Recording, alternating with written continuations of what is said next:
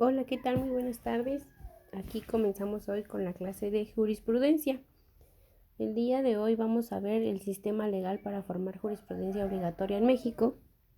Y quiero empezar recordando qué es la jurisprudencia. Pues la jurisprudencia es el conjunto de principios, razonamientos y criterios que emanan de las resoluciones que emite la Suprema Corte, los plenos de circuito o los tribunales colegiados de circuito al interpretar las leyes. Es decir, lo que mencionábamos en clases anteriores, la jurisprudencia va a ser esa interpretación de la ley, ¿ok? Siempre a grandes rasgos sería eso, ¿no? Interpretar la ley, pues para evitar esas lagunas legales que se dan al tratar de interpretar la ley en nuestros casos. El estudio de la jurisprudencia nos va a permitir siempre una visión global de su alcance y significado con el fin de hacer de ella una herramienta útil para el jurista. Al usar técnicamente la jurisprudencia, logramos llenar las lagunas en el sistema jurídico, afirmando que cada caso tendrá una solución por cuanto hace a los sistemas para crear jurisprudencia en México. Algunos han cambiado y otros prevalecen según las reformas de la misma Constitución y a las leyes que regulan esta importante fuente de derecho. Ahora sí, vamos a ver un poquito sobre ahora sí que como que la introducción del tema. La jurisprudencia es una fuente de derecho que deriva de la interpretación constitucional y legal que con fuerza obligatoria realizan los órganos jurisdiccionales terminales al resolver los asuntos sometidos a su conocimiento, teniendo como objetivo fijar el correcto sentido y alcance de las normas jurídicas y adecuar su contenido a la dinámica de la vida en sociedad, así como mantener la seguridad jurídica en las esferas públicas y privadas. Conforme a nuestra legislación, claro, la jurisprudencia se crea mediante 3 sistemas. Primeramente, por reiteración. Segundo, por unificación de criterios. Y tercero, por sustitución. ¿Cuáles van a ser entonces esos sistemas legales para formar jurisprudencia obligatoria en México? Reiteración de criterios, unificación de criterios o contradicción de tesis y por sustitución. Primero vamos a ver el concepto de reiteración. La jurisprudencia se integrará por criterio contenido en 5 sentencias resueltas en el mismo sentido, no interrumpidas por otra en contrario y emitidas por un mismo órgano jurisdiccional y con una votación calificada en cada resolución que integra la jurisprudencia.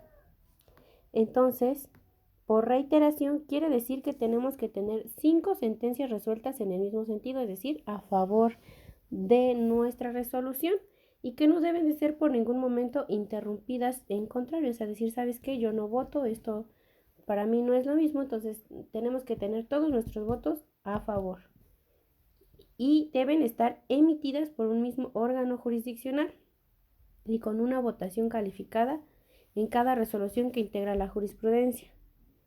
Es decir, que se trate de las resoluciones de la Suprema Corte de Justicia o de los tribunales colegiados de circuito, que el órgano emisor sea terminal, que se sustente en un criterio de 5 sentencias no interrumpidas por otra en contrario, y que tales sentencias alcancen una votación de 8 votos si son de pleno, 4 en salas y por unanimidad en los tribunales colegiados de circuito. Ahora, ¿qué es una jurisprudencia por contradicción de tesis? Se establece al deludir criterios discrepantes sostenidos entre las salas de Suprema Corte de Justicia de la Nación y los plenos de circuito o entre los tribunales contenciosos en asuntos de su competencia. Es decir, pretende preservar la unidad de la interpretación del orden jurídico nacional al decidir los criterios que deben prevalecer cuando existe oposición entre lo sustentado por las salas de la Suprema Corte de Justicia o de los tribunales colegiados de circuito en torno a un mismo problema legal, sin que se afecten las situaciones jurídicas concretas derivadas de los juicios en que se hubiesen emitido dichos criterios. ¿Quién conoce de la denuncia de contradicción de tesis? Fracción primera. El Pleno de la Suprema Corte de Justicia de la Nación. Fracción segunda. Plenos o salas de la Suprema Corte de Justicia de la Nación. Y fracción tercero. Plenos de circuito. Es decir, esta contradicción de tesis pues sí va a ser cuando se estén como contradiciendo los mismos juzgados que emanan la tesis. ¿Quién va a demandar esa contradicción de tesis? El Pleno de la Suprema Corte de Justicia de la Nación, los ministros, los plenos de circuito, tribunales colegiados de circuito, jueces de circuito, Procurador General de la República, la Suprema Corte de Justicia de la Nación, tribunales colegiados de circuito, etcétera, según el artículo 227 de la Ley de Amparo.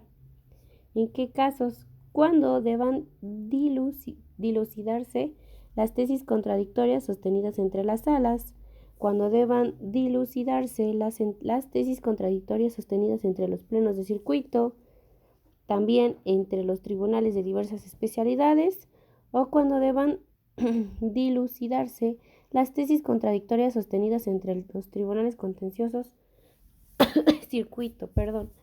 Fracción tercera, cuando deban dilucidarse las tesis contradictorias sostenidas en los tribunales colegiados de circuito correspondientes. Ahora, ¿cuál es el fundamento de la jurisprudencia por contradicción? Se va a encontrar en los artículos 225, 226 y 227 de la nueva Ley de Amparo. ¿Quién va a conocer de la jurisprudencia por contradicción? Según el artículo 226, fracción primera, el Pleno de la Suprema Corte de Justicia de la Nación, plenos o salos de la Suprema Corte de Justicia de la Nación y plenos de circuito. ¿Quién va a demandar? Lo que ya habíamos comentado: ministros, plenos de circuito, tribunales colegiados de circuito, jueces de distrito, Procurador General de Justicia de la República, jueces de distrito. ¿Y cuándo? Cuando deban dilucidarse las tesis contradictorias sostenidas entre salas, entre los plenos, entre los tribunales de diversas especialidades, entre los tribunales colegiados de circuito, entre los tribunales colegiados de circuito correspondientes. Ahora bien, ¿qué es la jurisprudencia por sustitución? La jurisprudencia que por reiteración o contradicción establezca el Pleno o las salas de Suprema Corte de Justicia de la Nación, así como los plenos de circuito, podrá ser sustituida conforme a las siguientes reglas, según el artículo 230 de la Ley de Amparo. Reglas. Cualquier tribunal colegiado de circuito, previa petición de sus magistrados con motivo de un caso concreto, podrán solicitar al Pleno de circuito al que pertenezcan que sustituyan la jurisprudencia que por contradicción haya sido establecido.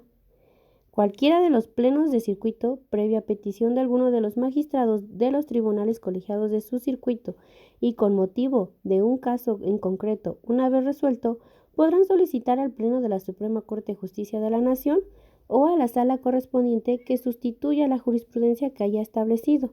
La solicitud, que en su caso enviarán los plenos de circuito al Pleno de la Suprema Corte de Justicia de la Nación o a la sala correspondiente, debe ser aprobada por la mayoría de los integrantes. También, cualquiera de las salas de la Suprema Corte de Justicia de la Nación, previa petición de alguno de los ministros y solo con motivo de un caso en concreto, podrán solicitar al Pleno de la Suprema Corte de Justicia de la Nación que sustituya la jurisprudencia que haya establecido. La solicitud, que en su caso enviará a la sala correspondiente al Pleno de la Suprema Corte de Justicia de la Nación y deberá ser aprobada por la mayoría de sus integrantes. En cualquiera de los casos, se expresarán las razones por las cuales se estima debe hacerse la sustitución, según el artículo 230 de la Ley de Amparo. Para que los plenos de circuito sustituyan la jurisprudencia, se requerirá de las 2/3 partes de los magistrados que lo integran. Para que la Suprema Corte de Justicia de la Nación sustituya la jurisprudencia en términos de las fracciones segunda y tercera del artículo 230 de la Ley de Amparo, se requerirá la mayoría de cuando menos 8 votos en pleno y 4 en sala. Ok, espero que haya quedado todo claro hasta aquí, y si no, pues cualquier duda o comentario que me lo hagan saber, ok. Recordemos que tenemos 3 tipos, ahora sí que obligatorios, para formar la jurisprudencia, los cuales son reiteración de criterios, unificación de criterios o contradicción de tesis y por sustitución. ¿Ok? Ahora aquí en la imagen nos dice, la jurisprudencia determinará cuál es el sentido y el alcance de las leyes para su aplicación al resolver una controversia. Lo que decíamos, siempre va a ser esa interpretación y esa ayuda, ¿para qué? Para que se vayan disminuyendo las lagunas legales. La jurisprudencia emitida por la Suprema Corte de Justicia de la Nación es de aplicación obligatoria para todos los tribunales y juzgados del país. Es decir, que una vez que se forme la jurisprudencia, como lo mencionamos anteriormente, va a ser de forma obligatoria para todos los tribunales y juzgados del país. Por mi parte sería todo el día de hoy. Espero que se encuentren muy bien. Cualquier cosa, cualquier duda o comentario, háganmelo saber. Saludos, que estén muy bien. La tarea, recordar que ya se encuentra en plataforma.